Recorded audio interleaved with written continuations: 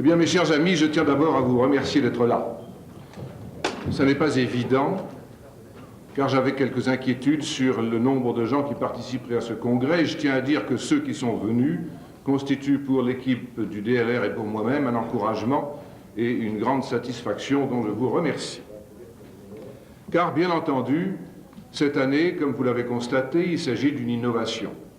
Nous avons décidé de faire ce congrès différemment des assemblées générales traditionnelles pour un certain nombre de raisons que nous avons essayé d'expliquer à droite et à gauche et sur lesquelles je veux dire quelques mots encore, car il y a eu des reproches.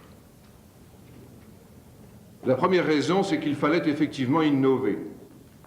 Après un peu plus de 20 ans d'assemblée générale de type traditionnel, il nous a semblé que le moment était peut-être venu de trouver une formule quelque peu différente, d'autant plus que vous êtes nombreux à nous l'avoir demandé, à nous l'avoir suggéré depuis longtemps.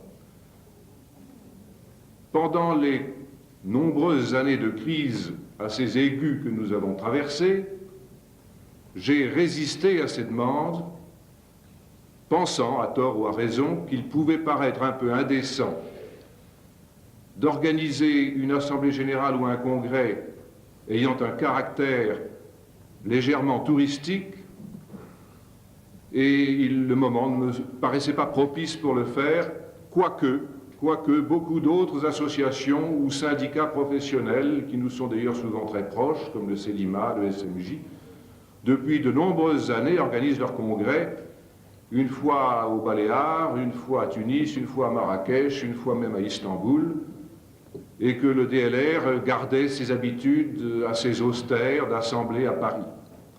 Voilà la première raison pour laquelle, non pas que nous soyons, hélas, définitivement sortis de la crise, mais le creux de la vague est probablement derrière nous, et le moment nous a paru maintenant venu enfin de pouvoir nous offrir un congrès un peu plus distractif. La deuxième raison de ce choix, c'est une raison, j'allais dire, de politique générale. Je vais m'en expliquer un peu plus dans quelques instants. Ce congrès se situe dans une intention croissante que nous avons de nous rapprocher, de mieux nous connaître, ce qui est évidemment plus facile dans un congrès qui dure 2 ou 3 jours que dans une assemblée d'une journée. Et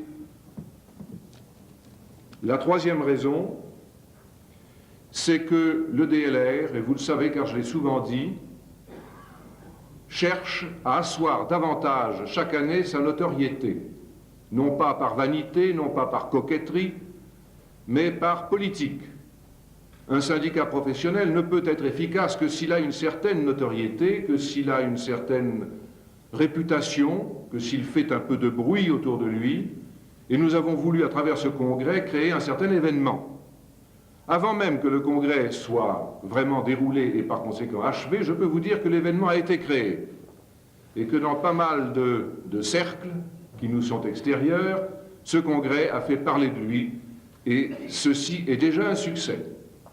Nous avons besoin d'être entendus et de faire un certain marketing syndical.